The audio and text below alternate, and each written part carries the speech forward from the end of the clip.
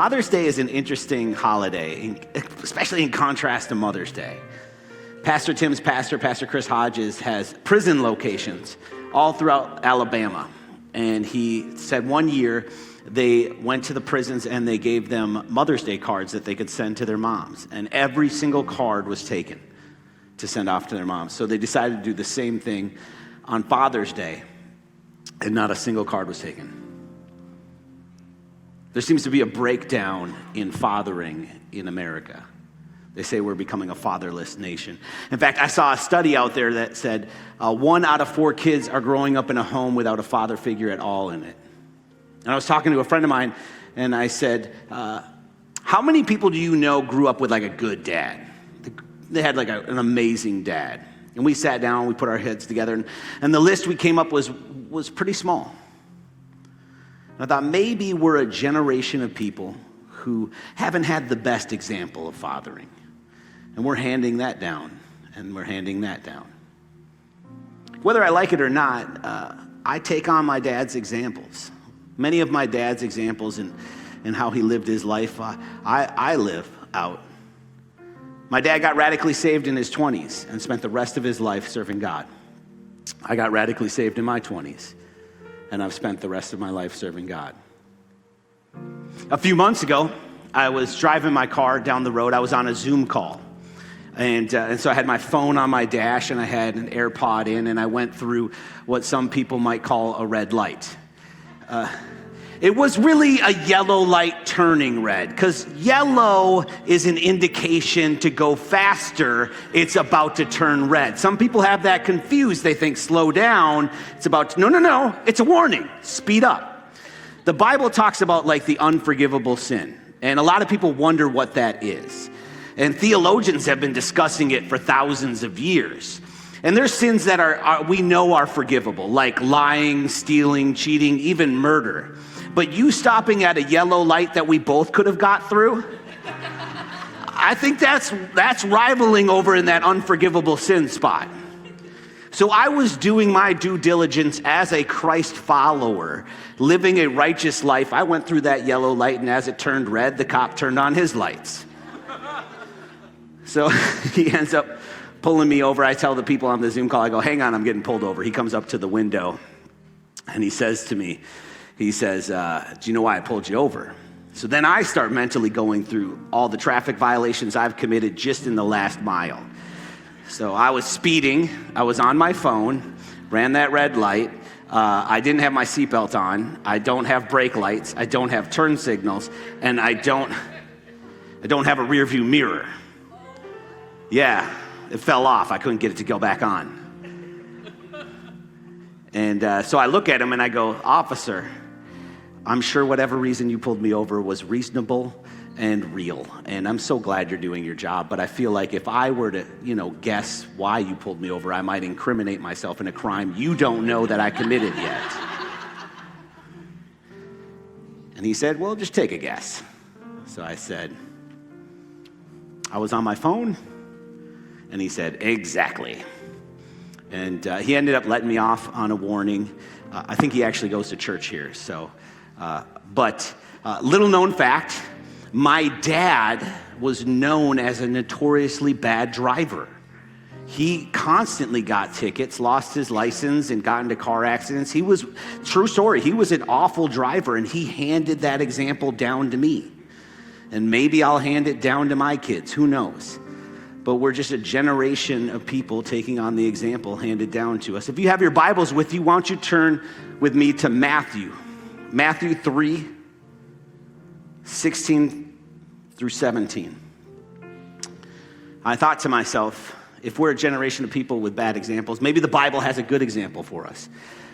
Bad news, there's some really messed up family dynamics in the Bible. Not a lot of great examples. But we do find an example here in Matthew of God the Father interacting with his Son for the very first time. Their very first interaction. Jesus is out in Galilee, and he's by the River Jordan. He's talking to John the Baptist, and he says, hey, I want you to baptize me. And they're arguing back and forth because John the Baptist is like, you should be baptizing me. And finally, Jesus convinces him to baptize him. And we're going to zoom in and look at these two verses, these three sentences. It says, as soon as Jesus was baptized, he went up out of the water, and at that moment, heaven was opened, and he saw the Spirit of God descending like a dove and alighting on him. And a voice from heaven said, this is my Son, whom I love. With him I am well pleased. Let's pray. Jesus, we welcome you into the room. Lord, I pray that this would be a special Father's Day. That this wouldn't just be another day we notch off our belt, but this would be a day that we're transformed and we're changed. That you would speak to us, and that in the midst of my humanity, your divinity would poke through and pierce our hearts and change us forever. In Jesus' name, amen. Here we have an example between God the Father and his Son. I wonder what example you grew up with. What'd you grow up with? Maybe you had a great dad. He was amazing. Your parents had a great marriage. They got along really well. Great example to follow, or you have always had great friendships, real cheerleaders in your life. Or maybe you're like the majority of the people in this room. You didn't have the best example. Maybe your parents weren't around much, or they were abusive, physically, emotionally. Maybe their marriage wasn't the best example that you would want to follow. Your friendships, they're toxic. What example did you have? Before we even get into this, I do want to say, I don't want to pretend like I got anything figured out. I've been with my wife for 20 years now. We got 4 kids. I got a 12-year-old named Connor. I got a 9-year-old named Rebecca. I have a 7-year-old named Jonathan, and I have a 5-year-old named Rachel. And when you have kids, you come up with all these strategies about how you're going to raise them up right. The Bible says, raise your kids up right and they'll follow the Lord. But that's a proverb. It's sort of like eat healthy and work out and you'll live a long life. But sometimes healthy people die young. Sometimes you raise your kids up right and they go left. You put the best plan in place and you don't even know if it was the right plan until they're 18. You're like, man, I should have spanked them more. I should have spanked them less. Like, do you homeschool? Do you private school? Do you public school? Like, we homeschool. And if you homeschool your kids, it's probably because you have multiple reasons, but maybe you want to shelter your kids a little bit more. You don't want the outside influences getting in their lives. You want them to stay innocent longer. And yet I have good friends whose kids are the exact same age. They're in public school. And it seems like their kids are more innocent, better influenced, and more sheltered than my kids. I don't know where it's coming from. You don't necessarily know all the answers until sometimes it's too late. But I do think that there's 4 things that we can learn in this interaction between God the Father and his Son, that if we applied to our parenting, if we applied to our relationships with our spouses, if we applied to our friendships, it would make us better. We would be better dads. We would be better moms. We would be better spouses. We would be better friends. If you're taking notes, the first thing that I think we can learn from this interaction between God the Father and the Son is that good dads are attentive. Good dads are attentive.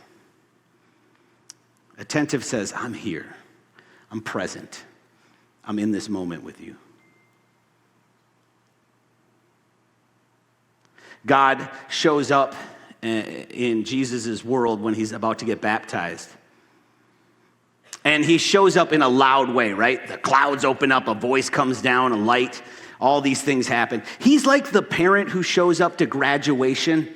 You ever been at one of those graduations where there's so many kids graduating that they send some person out there who lays down the ground rules and he says, okay, parents, we're not going to applaud or scream for our kids. We're going to let all the kids walk across the stage, and then at the very end, we'll celebrate them all. And then God's kid hits the stage and he's like, Jesus, you did it, buddy. That's my boy. That's my boy up there. God's like that dad. That dad on the sidelines who's screaming for you. He's present in this moment, engaged in his kid's life. Good dads are present. My daughter, Rebecca, she walked in the bedroom maybe a week ago, 2 weeks ago, and she said, "Dad, I'm testing for my orange bar in jiu-jitsu," which really means, "Are you going to come to my testing?" And I said to her, "Do you think they'll let me come?" And she said, "Oh, yeah." And I go, "Oh, I wouldn't miss it for the world." So I show up to testing. It's right before First Wednesday, so I always have to go to their tests and then drive straight to church right afterwards. And I'm sitting there. When they test, they spar multiple students back to back to back. They wrestle them. They call it rolling, which is basically wrestling with lethal consequences. And so they have to wrestle these students.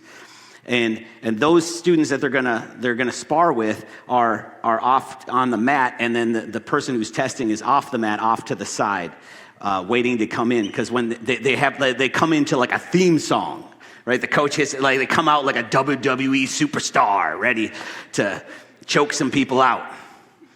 And I look over to see Rebecca getting ready to come out, and I catch her looking at me. "Dad, are you watching? I'm about to test."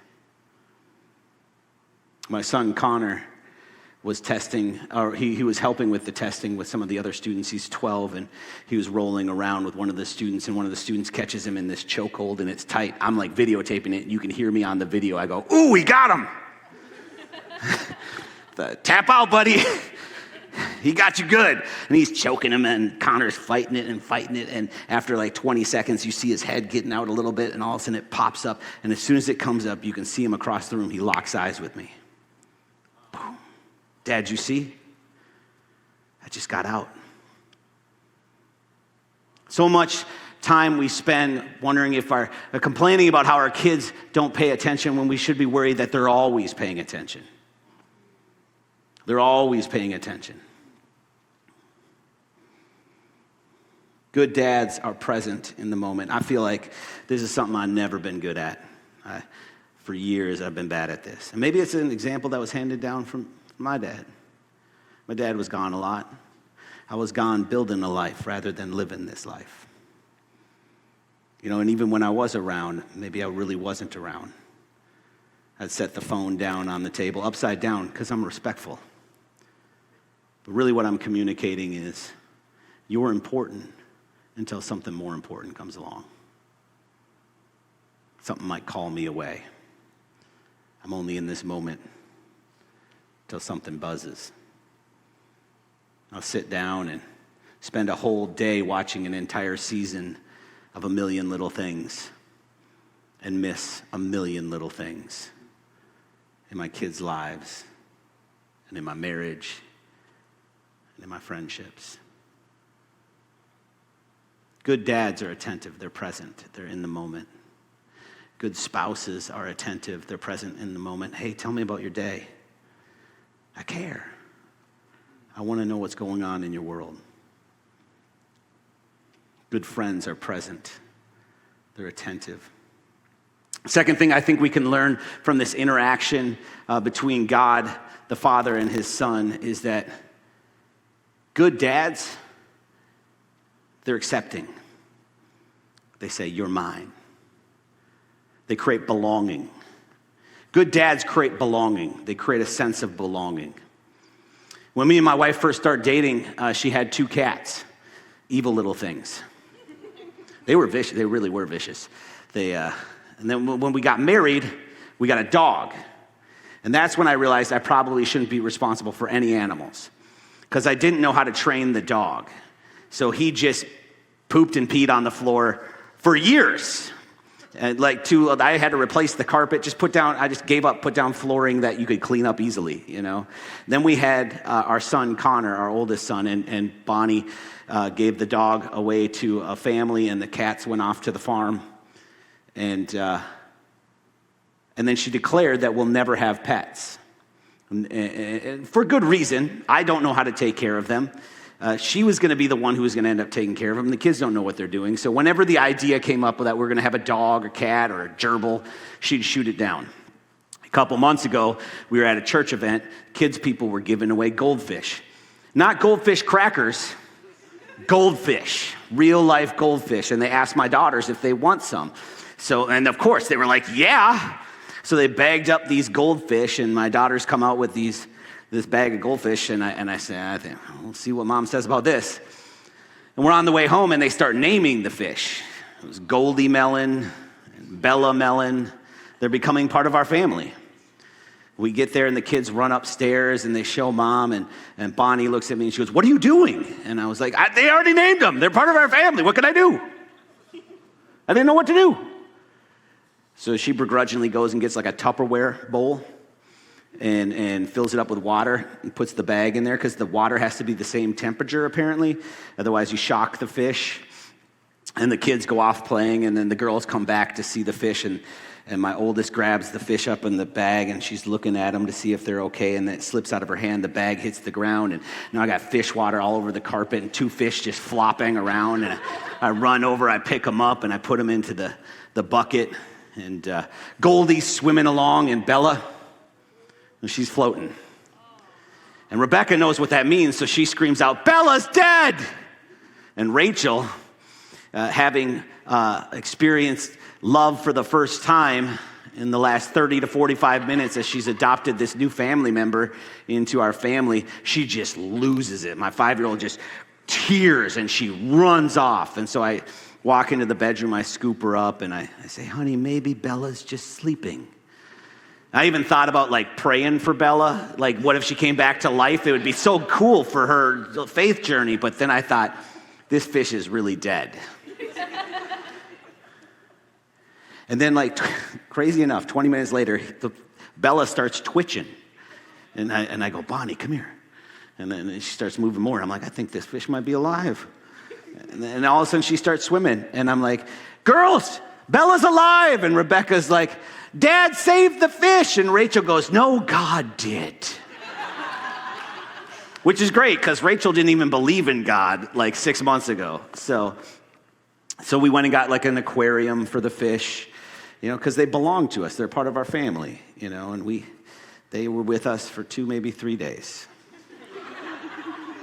I should not be responsible for animals.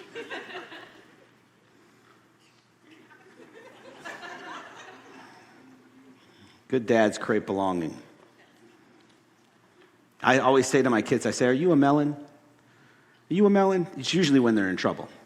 You a Mellen? Because being a Mellen comes with certain responsibilities and certain character traits that are expected of you. You a Mellen? Because melons are fearless. Are you a Mellen? Because melons are selfless. Are you a Mellen? Because melons are generous. Are you a Mellen? Rebecca came in the bedroom last night. So, okay, at the end of the night, I'll make them all bring their iPads in. And that's maybe why my kids, even though are homeschooled, have bad influences, maybe because I gave them iPads. But I make them bring their iPads to the bedroom because I don't trust you to stay off your iPad in the night, right? So they're all bringing their iPads in the bedroom. And Rebecca's the last kid. And I say, hey, Becky, are all the iPads in here? And she goes, yeah. I go, Mellens are truth tellers. Are all the iPads in here? And she went, I'm going to go get mine. Is that true, Becky?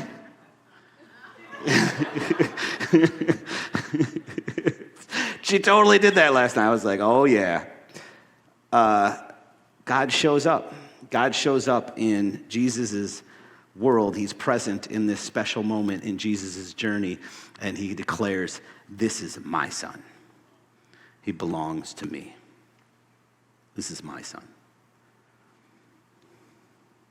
Good dads create belonging. My mom would never let you call her by her first name. Not me, at least. Like, in fact, you don't call her Sabina. You're my boy. You're my son. You call me mom. Just by saying the name Sabina, I feel like at any moment she's coming in one of these doors and I'm about to get a whooping. Hopefully she wasn't in the kitchen because it's going to be a pan across the face or something. But that's something that I've, taken seriously with my kids. I remember when my daughter first found out I had another name. She was like, your name's Mark. I'm going to call you Mark. And I got down and I said, you know, Becky, only 4 kids in the whole world get to call me Dad. And you're one of them. You call me Dad.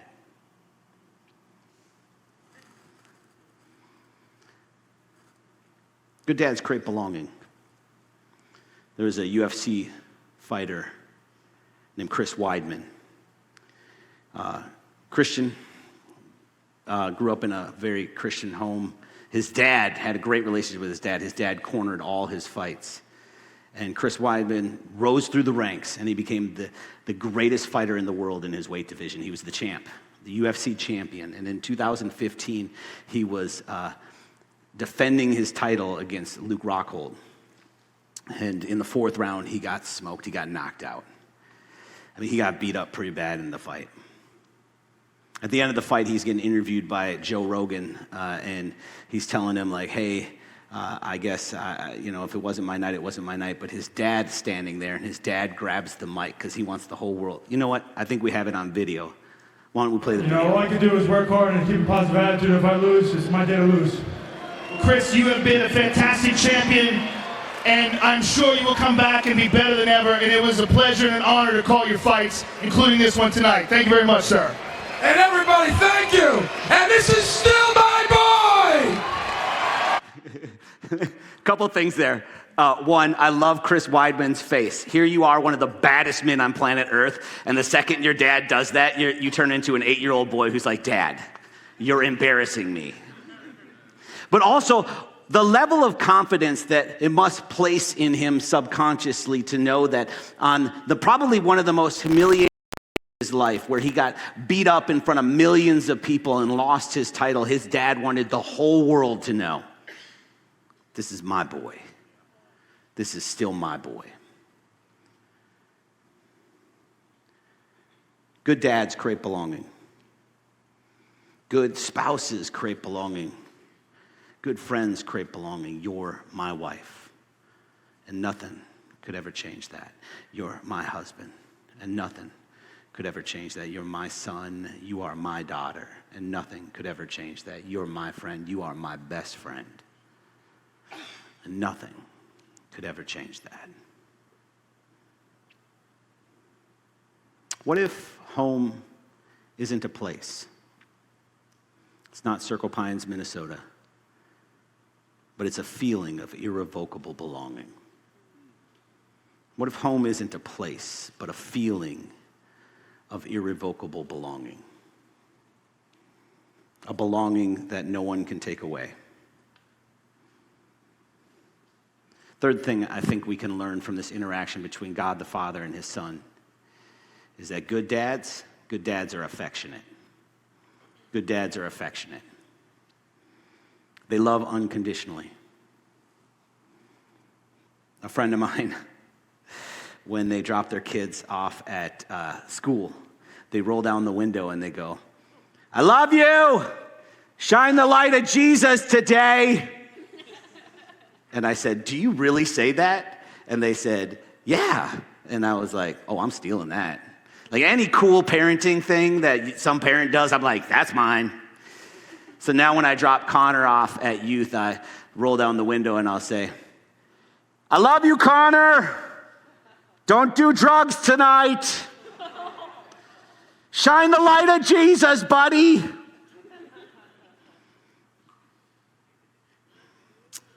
Me and him were driving to flag football practice a few months ago. And we parked the car, and I look over at him, and I go, today in practice, son, my love for you can go up or down depending on how you perform. And he just looked at me like, Dad, you're so dumb. I know that's not true, you know. He may know that's not true, but how many of us grew up in an environment where that was true? Where you felt like you had to earn the love of your parents, where you were striving to prove that you were worthy of love. Maybe you've been in a marriage where you have to prove that you're worthy of love. Friendships where you're striving to prove that you're worthy of love. You shouldn't have to chase after love, affection, or affirmation. If it isn't given freely, then it's not worth it from that person. God shows up in Jesus' world, and he's present in this specific moment, and he declares that this is my son, whom I love. And you know what the crazy thing is? Jesus hasn't done anything. He hasn't started his ministry. He hasn't done anything yet. He's just a nobody from Nowheresville that nothing good came out of. But I love him. Good dads love unconditionally. Good spouses love unconditionally. There's nothing you have to do to earn my love. Good friends love unconditionally. I was riding around with my daughter, my youngest, Rachel. It was just me and her in the car. It's crazy having daughters. I didn't expect to have daughters. My grandpa had 3 boys. My dad had 3 boys. My uncle had 3 boys. Mellens just have boys. And then I end up with 2 girls. And at first I was like disappointed. No offense, Becky. But once you have a girl, like they steal your heart. You know, now I'm wrapped around their finger. So I'm driving along and Rachel goes, "Dad?" And I go, "Yes, princess?" And she goes, "Do you know that I know that you'll give me whatever I want? Because you love me." And I said, "Yes, princess, that is true." And then I tried to get her to say it again on video, but I couldn't. She shied up. It's like she looked at me and went, "Do you know that I can manipulate you and you'll just do it anyways, and I can even tell you I'm manipulating you? That's how much of a sap you are." And I was telling this to a couple moms at the Arlington location, and both of them got this look on their face where they went, "Wow, isn't that cool?" And I was like, "Hmm." They were like, "How confident she is in how much you love her." She's so confident in that at just a young age. Good dads are affectionate. They love unconditionally. Good spouses love unconditionally. Good friends love unconditionally. 4th thing that we can learn from this interaction between God and his son is good dads are affirming. Affirmation says, "I'm proud of you. I'm proud of you." I don't have a lot of memories of my dad. He wasn't around a ton. But almost every memory I have of my dad, he's telling me how proud he is of me. That's just who he was. He was a very affirming guy. He was always so proud of me. He just wanted me to do better than him, which honestly, he had a rough life, and so it wasn't hard to do better than him. He legitimately could not read. He had undiagnosed dyslexia that he didn't know about till he was 40. He passed his driver's test because he would remember what the sign looked like because he couldn't read the word. So a stop sign is red. That's where I stop. So I vividly remember being like 7, 8 years old and my dad being like, "Son, you can read. I'm so proud of you." And I do think that there are aspects of our parents these examples that have been handed down to us that we end up just handing down to our kids. Because I just naturally am that way with our kids. I'm very affirming with them, you know, and I try to make it very specific to their personalities. I'll say, like, to my oldest son, Connor, I'll say, "You are a man of character and integrity." And to my daughter, Rebecca, "You are brilliant and beautiful." And to my son, Johnny, "You are fearless and courageous and a little impulsive." My daughter, Rachel, "You are vibrant and light up a room. And I love you. I'm so proud of you. I'm so proud I get to be your dad." And I'll lean in and I'll go, "You're my favorite. Don't tell the others." So they all think that they're my favorite. Or at least unless they've talked. And they're playing dad again. Good dads are affirming. How many of us talk death over our kids, over our spouses? Because they're becoming what we say. They're becoming what we say. God shows up in Jesus' world, and he says, this is my son, whom I love. And I'm so proud of him. And he hasn't done anything yet. Nothing worthy of being proud of. I wanted to know if my son still wanted to follow my example. When he was younger, I was his hero, you know. He's 12 now, so I went from being a hero to a weirdo. My 5-year-old, Rachel, she still thinks I hung the moon. I legitimately caught her in the backyard lecturing my 9-year-old about how tough I am. She was like, no, Dad can beat up every bad guy. And I thought, that's right, girl. I am the toughest man in any room. But for Connor, he's in that new age. So like a couple weeks ago, I said to him, hey, buddy, you still want to grow up to be like your dad? And he went, no. Just like that, and that fast, too. Like, nah, nope. And I immediately went, why not? And he went, weren't you a drug addict? And I thought, you know what? You pave your own path, buddy. That's a good idea. Don't follow in my footsteps. Good dads are affirming. Good spouses are affirming. We should be our spouse's biggest cheerleader. We should be our friend's biggest cheerleader. You know what a good friend looks like on your worst day? When you've made the dumbest and worst decisions of your life, they're looking at you going, this doesn't define you. You are not this person. God has greatness for your life. And on your best day, when you've won the lottery, they're not there being jealous and trying to pull you down, but they're celebrating you, just glad that they get to be your friend in the midst of this moment. Good spouses are affirming. Good friends are affirming. Good dads are affirming. I was sitting outside our Oakleaf location about 18 months ago. And this guy comes limping up. It's right before Celebrate Recovery was going to start that night. And he says, are you Pastor Mark? And I go, yep. And he goes, I'm Big Mike. We talked earlier. Big Mike had just gotten out of jail that day. And he called and he asked if we could get him into sober living. And so we did. You guys did. You guys moved him in. And he got this big grin on his face and this genuine look of gratitude. And he said, thank you. Thanks for taking a shot on me. See, Big Mike was 52 years old. He started his addiction journey when he was 13. He had 40 years of failed recoveries and relapses. And here was a group of people that were willing to finance another shot on him. Create a place where he could belong. He joined a freedom group. I was talking to his freedom leader last week, and his freedom leader said, yeah, every week Big Mike would cry in group because he couldn't imagine that God would ever be able to restore the wreckage of relationships he had left over the last 4 decades. I mean, he had decimated the people in his life. When his son was 11 years old, he packed up everything.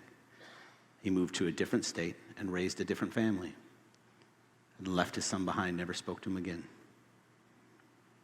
How could anyone ever forgive that? How could God restore that?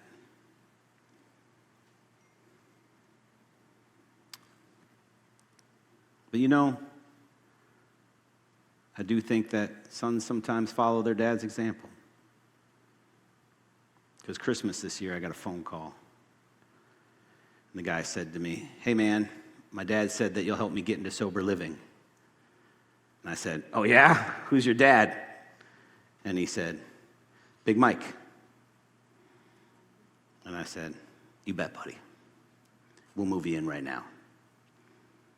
Little Mike had a bunch of excuses on why he couldn't move in, which is usually an indicator that they're not ready for recovery. So I said, call me when you're ready, buddy. And I hung up the phone thinking, nah. I was standing outside waiting for Celebrate Recovery to start a couple weeks later when Big Mike walks up with this guy who's like 10 feet tall. And he says, hey, I want to introduce you to my son. This is little Mike. He just moved in today. And I was like, you made it, bro. I definitely wouldn't have bet on that horse, buddy. Yeah, I thought for sure you were going to stay in your addiction. I was there 3 months later when Big Mike gave little Mike his 90-day sobriety chip. And he said to him,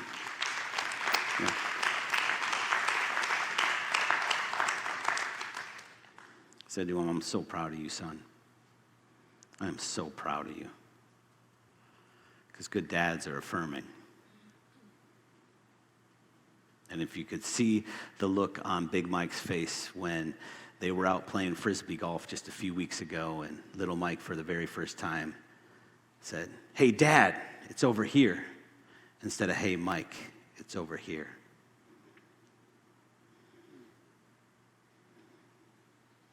Maybe you're here tonight and you're saying,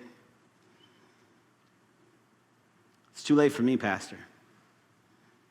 It's too late for me to be a good dad, to be a good spouse, to be a good friend. And I'm telling you, it's never too late. It wasn't too late for Big Mike. 40 years of destruction and disappointment, and God was able to restore those relationships. It's not ever too late for the resurrecting God to resurrect your life. It's never too late.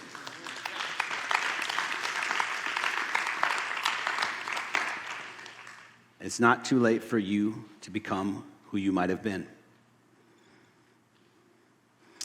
So where do we go from here? Let me give you one action step, just one thing to do. We'll land this thing and we'll get you out of here. Like, hey, Pastor, I'm in. I want to be somebody who's present in the moment. I want to be somebody who creates belonging. I want to be somebody who is affectionate, loves unconditionally, somebody who's affirming. Let me give you one action step. If you're taking notes, you can write this down. Be intentional. Don't have good intentions. Let's be intentional. Set up systems of intentionality. Set up systems of intentionality. If you want to lose weight and get healthy, you can't just have good intentions. You got to go to the store, you got to meal plan, you got to work out your calories and your macros, and you got to go to the gym, you got to start working out. You got to be intentional. It doesn't happen on accident. I was getting my phone fixed a few months ago at the Verizon store. It was like an all-day ordeal. It was like 5 hours. I had to go to multiple stores. And there was this one Verizon specialist that was working with me, and she said, when you come back to my store, I'll finish you up and we'll get you out of here. So you just work with me when you get back. So I finally get back, and she's working with this old lady, and I'm patiently waiting in line there, and I can overhear their conversation as the lady is asking basically for a tutorial on an iPhone. A phone that was made 15 years ago. It's Google it, lady. And then she's going off about conspiracy theories about 5G networks and the global elites. And just like after 25, 30 minutes, I was patient, I was cool. She got up and left. I sat down with the Verizon specialist, and she began to look at my phone when across the store, a fight erupts. Like a legit, real, all-out fight. Like there's one girl holding another girl back. She's cussing the other lady out. And crazy stuff like this happens to me all the time. I don't know how many times I'll come home or I'll call a friend and I'll be like, you wouldn't believe what just happened. And I never get it on video. I just never have proof, right? But this time, I was intentional. And I swiped my phone from that Verizon specialist like a boss. whipped out that video camera, and I was like, boom, like world star, you know? I was ready to go. Now, don't get me wrong, if fists were thrown, I would have stepped in like super dad, you know, because I can beat up any bad guy on planet Earth. And they were just ladies. But they didn't. The cops showed up and everything went down, but I sent that video to all my friends titled, "You Wouldn't Believe What Went Down Today." You got to be intentional. You got to be intentional. Put the phone away. Shut the show off.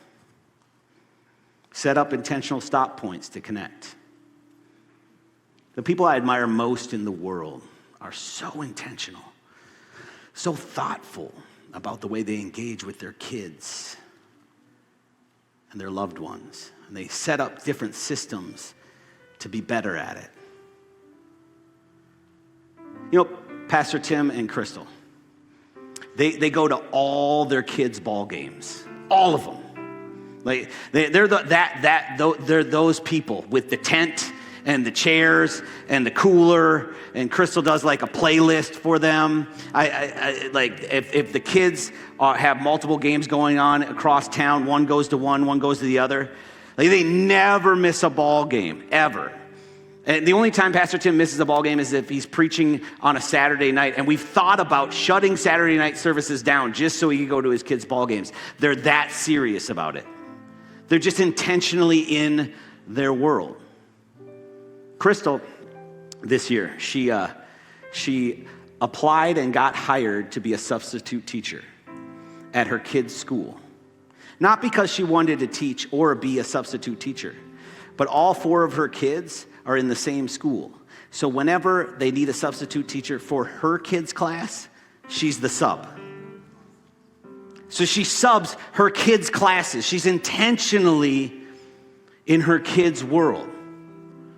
We set up intentional systems to get into our kids' world. My wife used to always complain that I was always on my phone when she was talking to me. You know, I'd be scrolling Instagram, Facebook, texting, listening to a video or something, multitasking. Well, really what I was saying to her is, I don't care what you have to say. You don't matter. Whatever this is way more important than you. A few years ago, I decided that there was just things about myself I didn't like, and I was going to start making changes in the way I parented, the way I interacted with my wife, the way I lived my life. And one of those was, I'm not going to be on the phone when my wife's talking to me. So when she talks, I shut it off. I don't try to multitask. I could literally be in the middle of a text message. She kicks open the door. She's like, "You wouldn't believe what happened to me today." I'd set down the phone. "Did you get it on video? Tell me more. Tell me more, because I'm right here in this moment with you, undistracted by something else. Because you matter, because you belong to me, because you're my wife. And I love you. I love you unconditionally. And I'll love you in the ways that you want to be loved." Which kind of sucks sometimes, because her love language is acts of service. That's a lot of work, people. Mine's easy. Physical touch, words of affirmation. Touch my shoulder, tell me I'm great. You don't even have to believe it. Lie to me. Real 2 seconds. Doesn't take you long at all. I got to put in sweat equity to show you I love you. You know? So one of the things that I do, like probably 6-7 days out of the week, I get up and I'll find different things around the house that need to be done. And I'll just do it. You don't have to say thank you. You don't have to notice. Towels need to be washed. Washing the towels. Bathroom needs to be clean. That's what I'm going to do today. Kitchen needs to be clean. Cleaning the kitchen. Kids are helping, but we're cleaning the kitchen. One of the things I adopted too was I decided that every time I go home at night, I was going to give her a call and see if she wanted me to get anything for her. You know, how can I serve you on the way home? And the problem is when you forget to call, and then you're like a block away and you remember. So then you do the call because you want to get the points. But you're hoping she says, I don't need anything. But then she says, can you get me Wendy's? And you know Wendy's takes a half an hour just to get through the drive-thru, and then it takes a half an hour to get to Wendy's. So now and I was just by Wendy's, but I forgot to call you. And here's what you can't do, gentlemen. You can't let her know any of that. You can't go, all right. Because then you lost everything. You got to be like, you bet. I'm right by Wendy's. I'd love to go there. Because I love you. Be intentional. One of the things that my wife does every Saturday, she does Cinnamon Roll Saturday, where she cooks cinnamon rolls with the kids. And honestly, that was handed down from her grandma. Her grandma did it.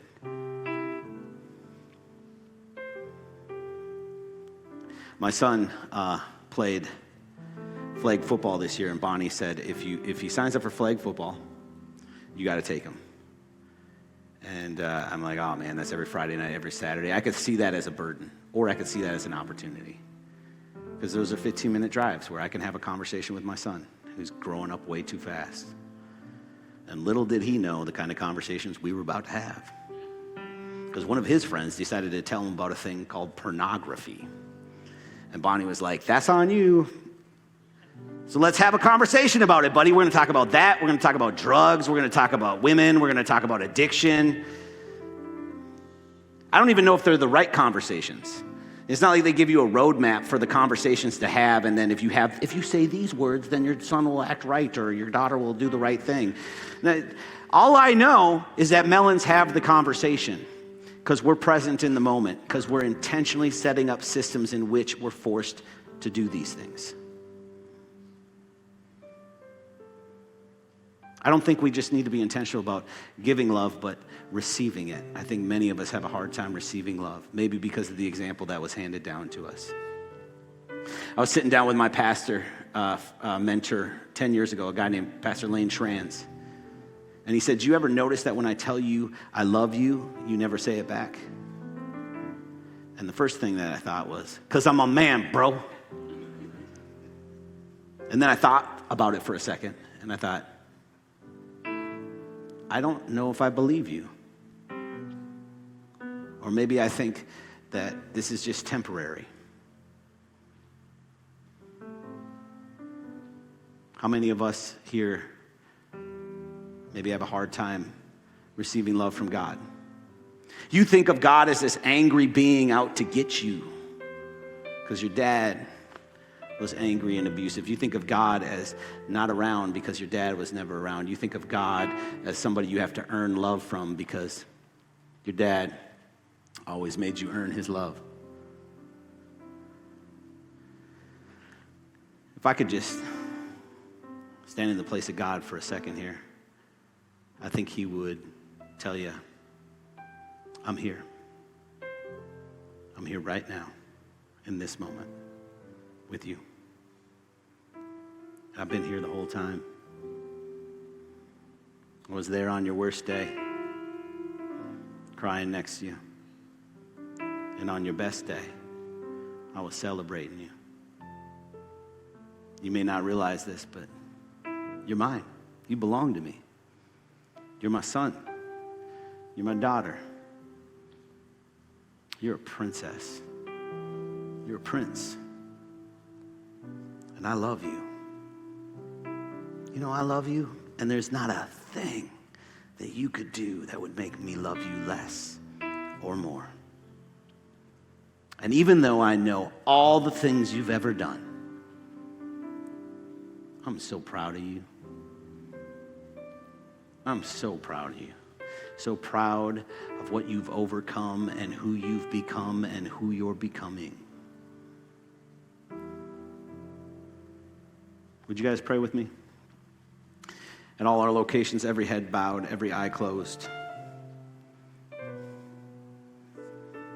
think maybe you're here tonight and you haven't ever really accepted God's love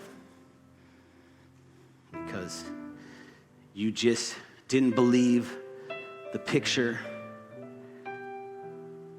of who God really was. You saw him in a light that seemed more scary or absent, rather than this genuine, loving Father. In a moment, I want to give you an opportunity to step across that line of faith and give God an opportunity to have a relationship with you.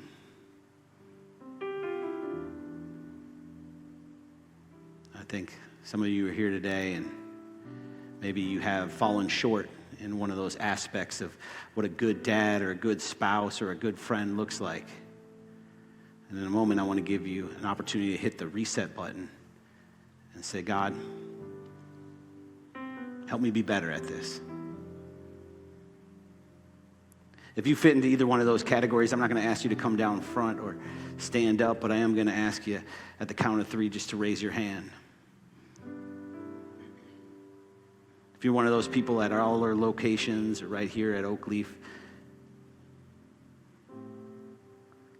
you can raise your hand. 1, 2, 3. Raise it. Raise it proud. You can go ahead and put your hands down. Thank you, guys. Why don't we do this? Why don't we say this prayer together out loud? All of us, everybody in every room across all our locations. If you just repeat after me out loud. Dear Jesus, I give you my life. Teach me to love like you, to be present like you, to create belonging like you. In Jesus' name, amen.